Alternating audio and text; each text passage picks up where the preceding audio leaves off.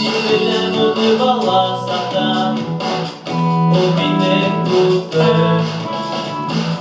Her vakit yardımsın o benim tuttum. Her yüzündür olmaylara bilmem sebebi ona mı demiyorum. Belki onun olsaydı muhabbet yine bulmanın niye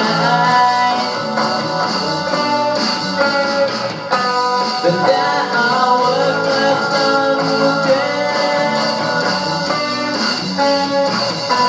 Detayları vandırdım.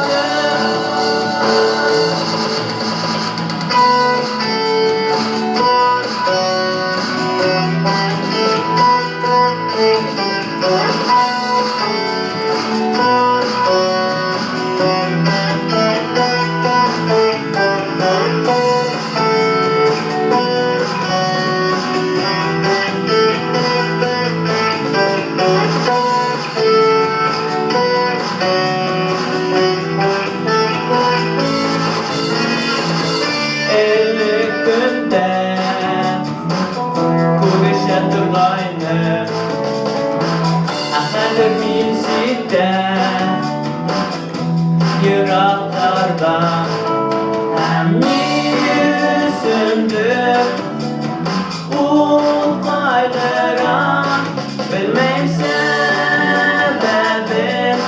ona mı